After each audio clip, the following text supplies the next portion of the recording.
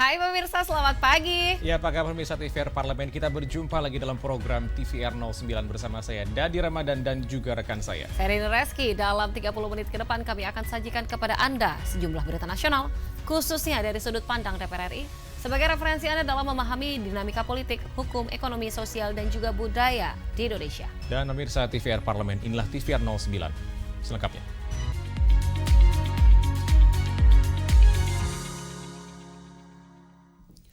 Wakil Ketua Komisi 5 DPR RI apresiasi seluruh stakeholder dalam pelaksanaan arus mudik dan arus balik libur Nataru di Batam yang telah mempersiapkan angkutan dengan maksimal. Memasuki bulan Desember, persiapan menghadapi libur Natal dan Tahun Baru atau Nataru mulai dilakukan. Terkait itu, Komisi 5 DPR RI mulai melakukan pemantauan terhadap persiapan pihak-pihak di sektor transportasi dan pihak terkait lainnya untuk memastikan keamanan dan kelancaran perjalanan masyarakat selama libur Nataru. Wakil Ketua Komisi 5 DPR RI Saiful Huda memberikan apresiasi bagi seluruh stakeholder yang terlibat dalam pelaksanaan arus mudik dan arus balik libur Nataru di Batam yang telah melakukan persiapan angkutan hampir 100% selesai. Mulai dari rekayasa lalu lintas, antisipasi kepadatan penumpang, hingga program pemberian tiket gratis dari PT Pelni sebanyak 7.000 tiket yang akan disebar di seluruh pelabuhan di Indonesia. Meski begitu, beberapa persiapan kecil yang belum selesai diharapkan dapat tuntas sebelum arus libur Nataru dimulai. Penting mereka bersinergi memastikan supaya momentum libur Nataru ini tidak terjadi kecelakaan. Persiapan sudah terus dilakukan, perbaikan dan seterusnya, termasuk simbol-simbol potensi kecelakaan dari tahun ke tahun sedang diantisipasi, simbol-simbol kepadatan kendaraan juga sudah diantisipasi, termasuk potensi berbagai persoalan cuaca yang tadi juga akan disinergikan dengan BMKG dan sekaligus Basarnas. Saiful Huda juga menyoroti kesiapan Bandara Hang Nadiem di Batam yang berdekatan dengan negara tetangga. Semua pihak diingatkan harus berkomitmen mematuhi regulasi. Dengan semua persiapan yang telah dilakukan, arus libur Nataru diharapkan berjalan lancar dan aman bagi masyarakat. Dari Kepulauan Riau, Rodiah TVR Parlemen melaporkan. Pemirsa, jelang Natal dan juga Tahun Baru, DPR RI mendorong pemerintah mengawasi para operator moda transportasi tidak menetapkan harga tiket. Tentunya melampaui ambang batas atas yang sudah ditetapkan. Pemerintah baru-baru ini mengumumkan harga tiket pesawat di semua bandara turun 10% selama masa libur Nataru 2024-2025. Bukan hanya tiket pesawat, Komisi 5 DPR RI meminta Kementerian Perhubungan memastikan harga tiket moda transportasi darat dan moda laut jelang dan selama libur Nataru tidak mengalami kenaikan di luar batas atas yang ditetapkan pemerintah. Wakil Ketua Komisi 5 DPR RI Andi Iwan Aras mengungkapkan, jelang libur Nataru, harga tiket transportasi publik pasti mengalami kenaikan yang tinggi. Pemerintah harus mengawasi para operator moda transportasi tidak menetapkan harga tiket melampaui ambang batas atas yang telah ditetapkan. Operator moda transportasi diharapkan memberikan diskon pada penumpang agar tidak memberatkan masyarakat yang akan melakukan perjalanan saat libur Nataru. Apabila memungkinkan bahkan memberikan diskon ya kepada masyarakat kita agar supaya bisa lebih membebani biaya-biaya yang dibutuhkan oleh masyarakat kita. Saya kira kalau memungkinkan bahkan jangankan diskon, kalau memungkinkan gratis pun kita harap itu digratiskan ya.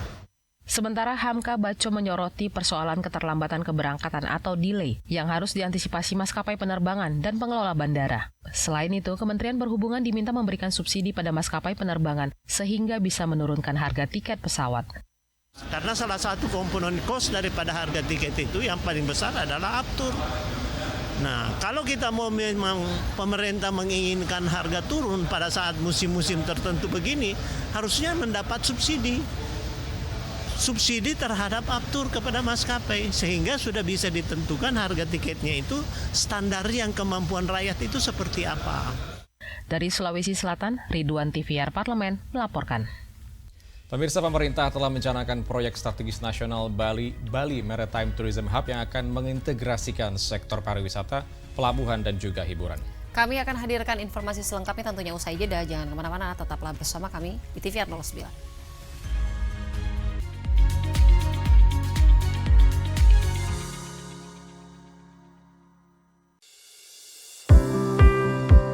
Mengenal tugas dan fungsi DPR RI. Dewan Perwakilan Rakyat atau DPR adalah lembaga negara yang mewakili aspirasi rakyat. Kehadiran DPR RI merupakan salah satu bukti bahwa Indonesia merupakan negara demokrasi. Sebagai salah satu lembaga perwakilan rakyat, apa saja tugas dan fungsi yang diemban DPR RI? Berdasarkan pasal 20A ayat 1 Undang-Undang Dasar 1945, DPR memiliki 3 fungsi, yakni fungsi legislasi, anggaran, dan pengawasan.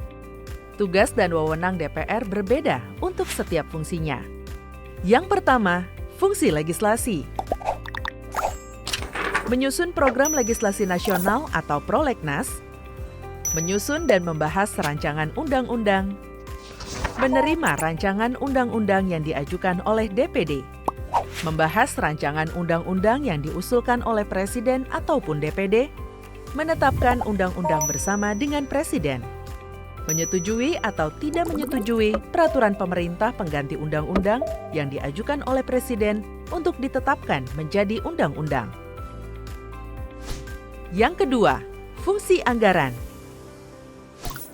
Memberikan persetujuan atas rancangan undang-undang tentang APBN yang diajukan oleh Presiden.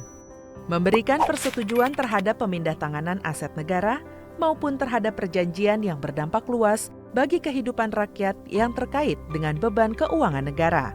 Menindaklanjuti hasil pemeriksaan atas pengelolaan dan tanggung jawab keuangan negara yang disampaikan oleh BPK. Memperhatikan pertimbangan DPD atas rancangan undang-undang tentang APBN dan rancangan undang-undang terkait pajak, pendidikan, dan agama. Yang ketiga, fungsi pengawasan.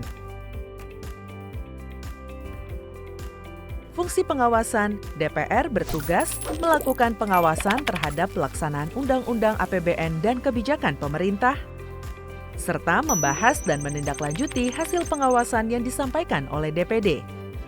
Demikian penjelasan tentang tugas dan fungsi DPR menurut Undang-Undang.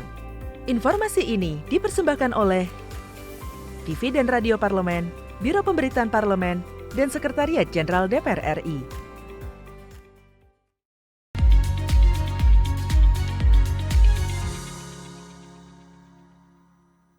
Kita kembali di TVR 09. Wakil Ketua Komisi 6 DPR RI Nurdin Halid mendorong Pelindo melibatkan para pelaku UMKM di kawasan Bali Maritime Tourism Hub atau BMTH agar UMKM di Bali terus meningkat. Pemerintah telah mencanangkan proyek strategis nasional Bali Maritime Tourism Hub atau BMTH untuk menjadi hub pariwisata unggulan yang mengintegrasikan sektor pariwisata, pelabuhan, dan hiburan. Komisi 6 DPR RI berharap proyek BMTH bisa memberikan dampak berkelanjutan terhadap pengembangan dan peningkatan UMKM di Bali. Wakil Ketua Komisi 6 DPR RI Nurdin Halid mendorong Pelindo melibatkan para pelaku UMKM di kawasan BMTH agar UMKM di Bali terus meningkat, ditambah adanya peningkatan serapan karyawan secara signifikan. Pelindo juga diusulkan membentuk koperasi yang mewadahi UMKM yang tumbuh di kawasan BMTH. Hal itu bukan hanya menyejahterakan karyawan Pelindo, melainkan juga pelaku UMKM dan masyarakat ikut merasakan peningkatan ekonomi. Orang Pelindo untuk melibatkan UMKM juga kita mengharapkan bahwa ini kan ada peningkatan karyawan yang signifikan, tenaga kerja yang signifikan. Nah, ada 1.000 lebih karyawan yang akan menjadi pekerja selama nanti menjadi Bali Maritime Tourism ini. Oleh karena itu kita sarankan untuk membentuk koperasi. Nah, tapi dengan catatan bahwa Pelindo harus memberikan usaha kepada usaha yang bisa dikerjakan oleh UMKM, bisa dikerjakan oleh koperasi, serahkan kepada koperasi sehingga dalam rangka mensejahterakan karyawan Pelindo sendiri maupun pelibatan daripada masyarakat sekitar, khususnya UMKM, itu akan menjadi partisipan dalam bidang ekonomi di kawasan wisata Bali Maritime Tourism Hub ini. Dalam kunjungan Komisi 6 DPR ini, Direktur Strategi Pelindo Prasetyo mengungkapkan pengembangan BMTH menjadi stimulus perkembangan ekonomi Bali sebesar 2,7 kali multiplier effect pada PRDB. Melalui pembangunan BMTH, Bali akan siap menerima krus atau kapal pesiar dalam jumlah lebih banyak sehingga jumlah kunjungan wisatawan mancanegara naik signifikan. Dari Bali, Arif Naka, TVR Parlemen, melaporkan. Pemirsa, Komisi 7 DPR RI meminta Kementerian Perindustrian memberi dukungan lebih terhadap pengembangan kapasitas industri kecil dan juga menengah di dalam negeri, yang dinilai memiliki peran strategis dalam perekonomian Indonesia. Kementerian Perindustrian mencatat per Oktober 2024, jumlah industri kecil dan menengah atau IKM mencapai 4,52 juta unit yang menyerap 12,37 juta tenaga kerja. Anggota Komisi 7 DPR RI meminta Kementerian Perindustrian memberi dukungan yang lebih untuk pengembangan kapasitas IKM di dalam negeri.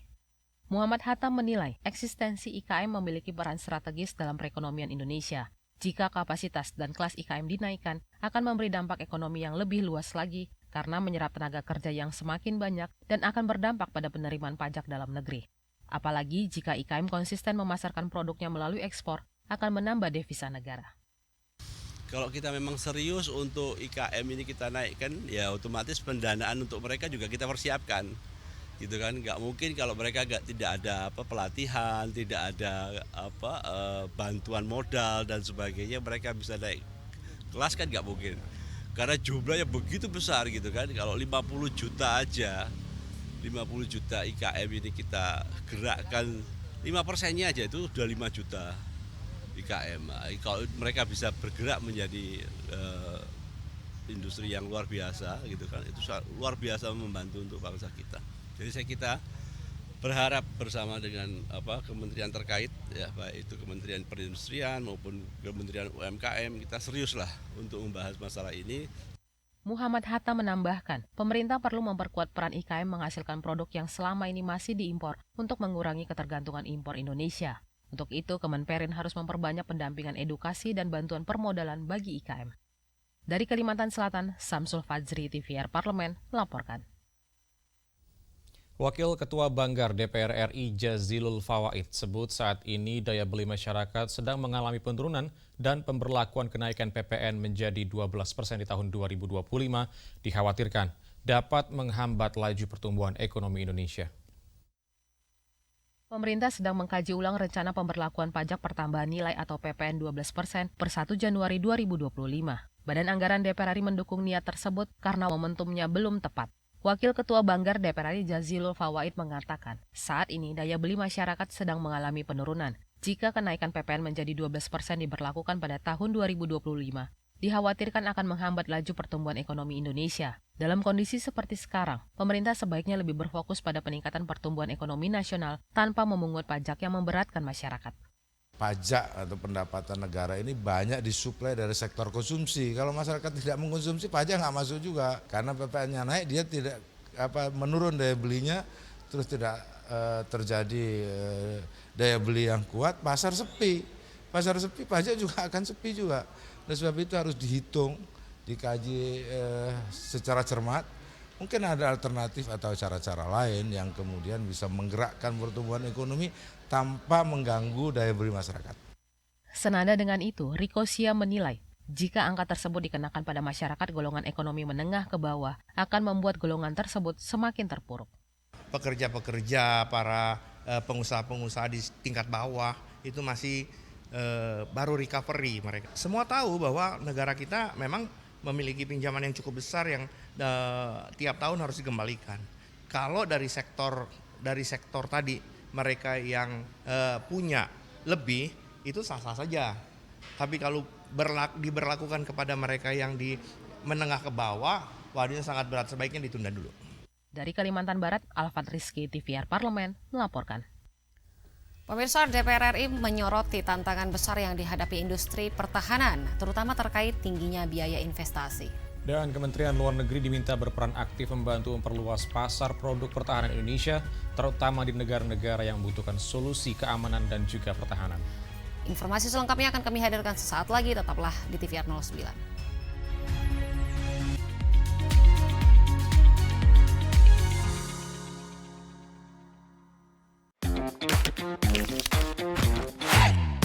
Hai mahasiswa UAI, TVR Parlemen mencari bakat untuk kalian yang mau tampil di layar kaca menjadi presenter masa kini.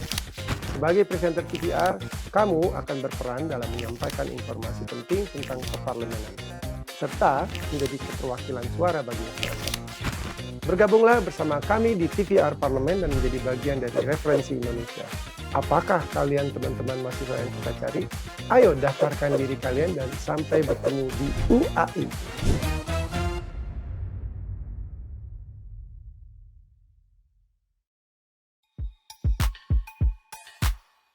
Dan sekarang pemirsa lagi menyaksikan program Dari Depan Kursi. Di balik kursi, Pak. Oh, di balik kursi. Gini, di balik kursi. Hah?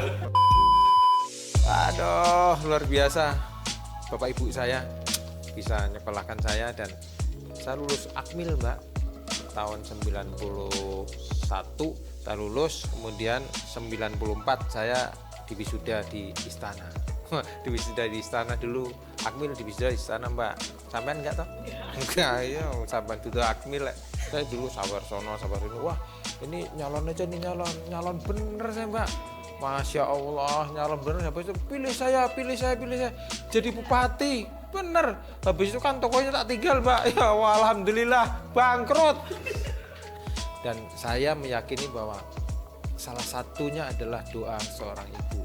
Jadi saya simpen nazar itu pasti saya mau melakukan apa yang gede itu biasanya saya simpen nazar. Kalau saya berhasil dalam misi ini, kalau saya berhasil dalam cita-cita ini, saya mau nazar ke ibu gitu. Bukan nazar apa-apa ke ibu, cuma nyuci kaki sama membasuh kaki kemudian sungkem cium kaki ibu. Udah.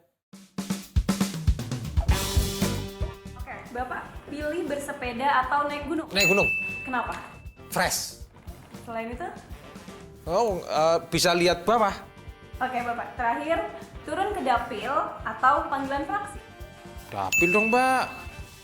Kenapa, Pak? Tapi kan panggilan fraksi juga... Ya sedikit lah panggilan fraksi, oke bos gitu. Habis itu ya ke dapil dong. Segera, hanya di TVR Parlemen.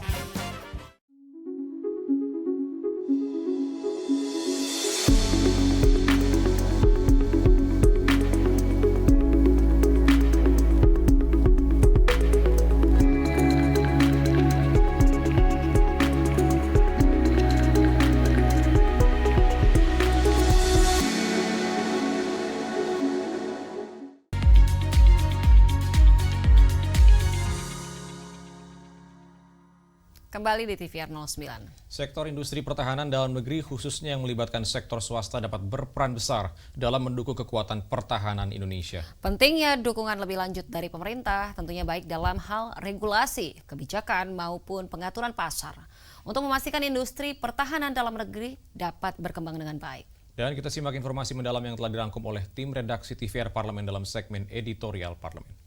Berikut ini.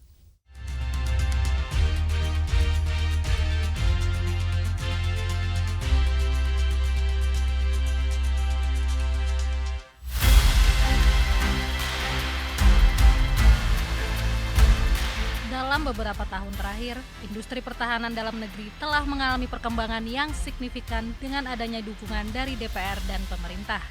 Berbagai upaya mewujudkan kemandirian industri pertahanan terus dilakukan, seperti peningkatan kemampuan produk domestik, serta melakukan berbagai kemitraan internasional pada pengembangan teknologi, sistem senjata, dan alat komunikasi pertahanan. Kendati demikian, DPR RI menyoroti tantangan besar yang dihadapi industri pertahanan, terutama terkait tingginya biaya investasi. Industri ini membutuhkan dukungan yang kuat dari pemerintah dalam berbagai aspek, seperti regulasi, pembiayaan, dan ketersediaan pasar. Promoting produk-produk seperti ini di luar negeri, gitu, terutama di negara-negara yang memang industri pertahanan keamanan seperti ini masih agak jarang atau masih agak kurang gitu ya. Negara-negara di belahan Afrika, lalu Timor Leste atau Asia Tenggara itu saya kira menjadi pasar yang menarik gitu. Asalkan lalu dari dalam negerinya sendiri supporting untuk pengembangannya ini juga bagus. Tentu kita juga harus memberikan dukungan secara anggaran. Yang kedua, mungkin kita memberikan kemudahan atau relaksasi terhadap bahan-bahan atau material impor, karena kalau ini terjadi tentu akan menggairahkan industri pertahanan dalam negeri yang kemudian juga akan mengurangi ketergantungan terhadap alutsista yang kita impor.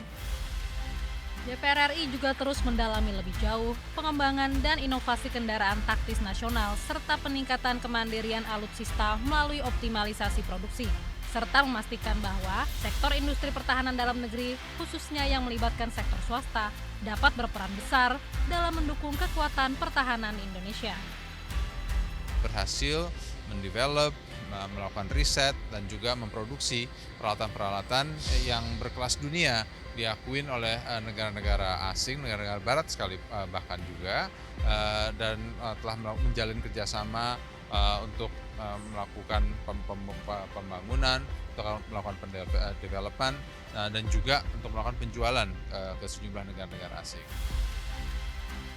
PT Pindad sebagai salah satu BUMN yang memproduksi alutsista dinilai mampu memperkuat sistem pertahanan Indonesia, sehingga perlu dilakukan pengembangan dalam sisi teknologi, kualitas, dan kapasitas produksinya.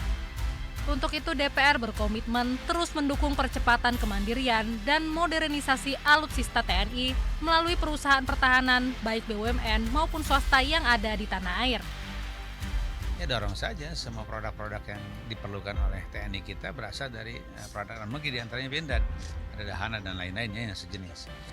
Political will ke depan itu harus menyatakan bahwa semua alat-alat alutsista kita itu seluruhnya diproduksi dalam negeri, semuanya diserap oleh TNI, oleh sistem pertahanan kita, kurangnya baru impor.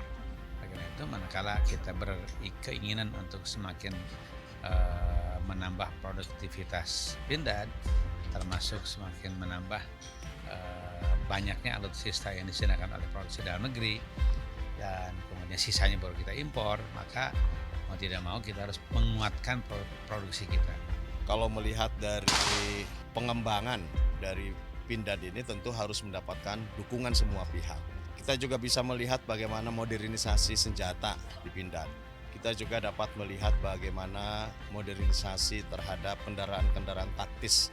Bahkan mungkin ke depan bisa dikembangkan kepada kendaraan umum. Optimalisasi industri pertahanan nasional pada akhirnya diharapkan mampu mengakselerasi kemandirian industri pertahanan Indonesia serta terciptanya konektivitas pertahanan nasional dalam bentuk keterpaduan penggunaan alutsista modern oleh prajurit lintas matra. Dibutuhkan peta jalan untuk menciptakan keseimbangan antara pemenuhan pertahanan dan keamanan dengan jaminan manfaat bagi industri pertahanan nasional. Selain itu, sangat penting untuk mendorong kerjasama sektor swasta dan publik demi mewujudkan industri pertahanan yang lebih optimal. Tim Liputan TVR Parlemen melaporkan.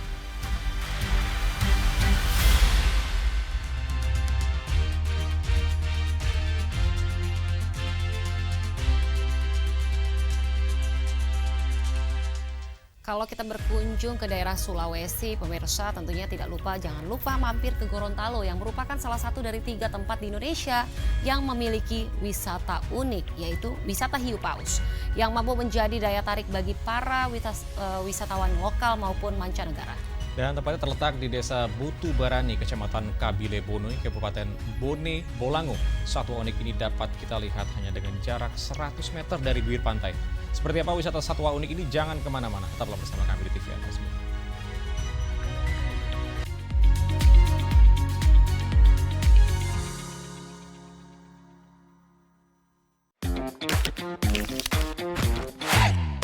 Hai mahasiswa UAI, TVR Parlemen mencari bakat untuk kalian yang mau tampil di layar kaca menjadi presenter masa kini.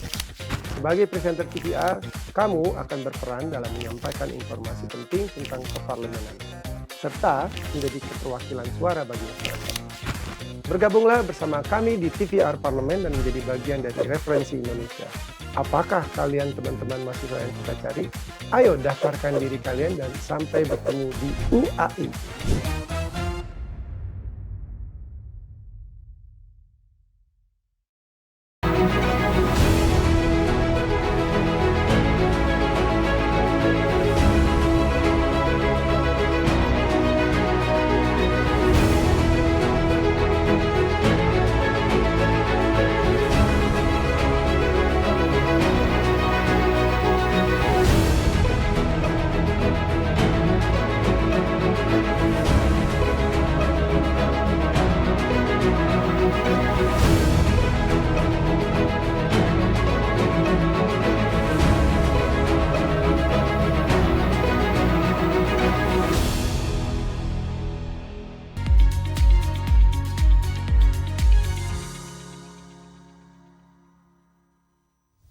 Terima kasih Anda masih bersama kami di TVR 09.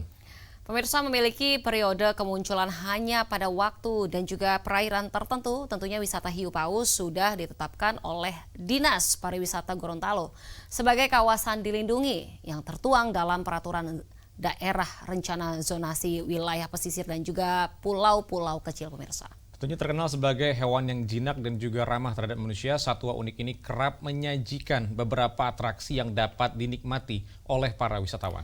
Tanpa berlama-lama, mari kita saksikan tayangan menikmati hiu paus dari dekat pada segmen Intips, informasi dan tips berikut ini.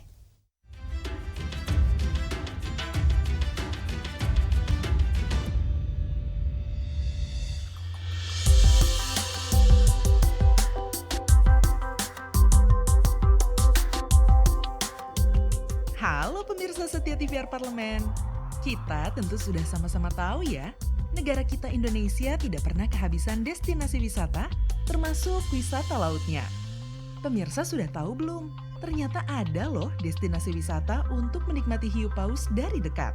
Wah, pemirsa penasaran ya? Tapi apa sih hiu paus?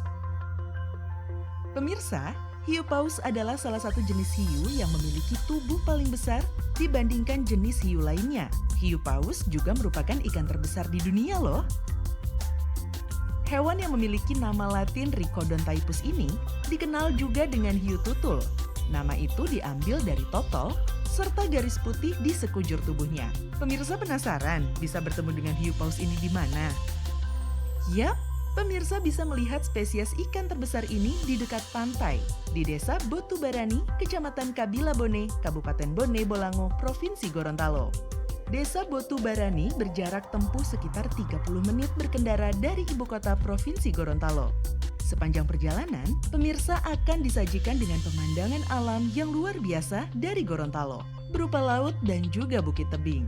Begitu sampai di bibir pantai Botubarani, kita harus menyewa perahu untuk menjauh sekitar 100 meter dari bibir pantai, agar dapat melihat hiu paus secara langsung. Ketika sampai di tengah laut, biasanya para nelayan atau pemandu akan memanggil kawanan hiu paus tersebut dengan membuat percikan di air laut serta melempar udang yang menjadi makanan favorit hiu paus. Hanya sekitar 10 menit, satwa unik itu sudah bisa terlihat loh pemirsa. Tenang, hiu paus ini tidak akan menggigit Anda kok. Ya, hiu paus yang diberi nama Shirley oleh warga setempat sudah sangat jinak loh pemirsa dengan wisatawan. Hiu paus biasanya akan bermain di sekitar perahu wisatawan sekaligus memakan udang yang kita berikan. Ketika momen inilah kita dapat bermain dan berinteraksi dengan hiu paus. Istimewanya, kita juga bisa berenang bersama hiu paus ini loh. Tapi tidak dianjurkan berada terlalu dekat ya, karena hewan ini termasuk satwa yang dilindungi. Selain itu, kita juga tidak dianjurkan menyentuh langsung hiu paus ini. Menurut pemandu wisata, kulit dari hiu paus ini mengandung bakteri.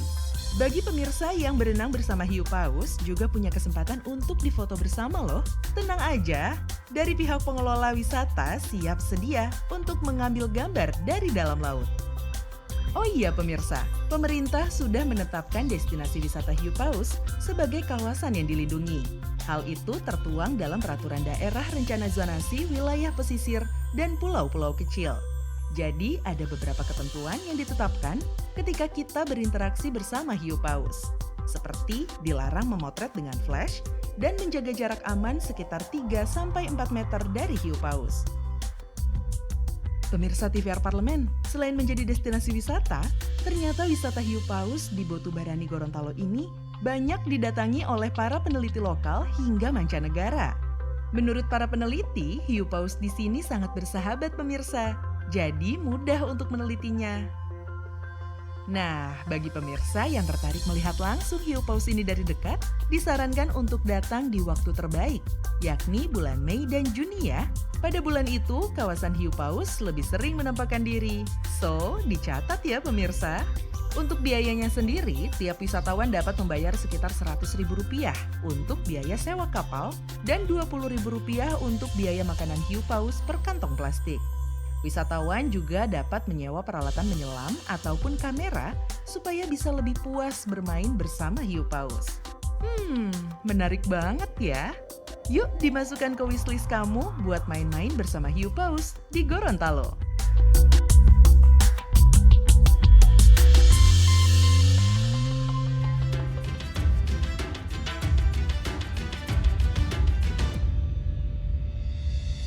Dan di penghujung acara kami informasikan kepada Anda sejumlah agenda DPR RI pada hari ini, Senin 2 Desember 2024. Maksud kami ini Selasa.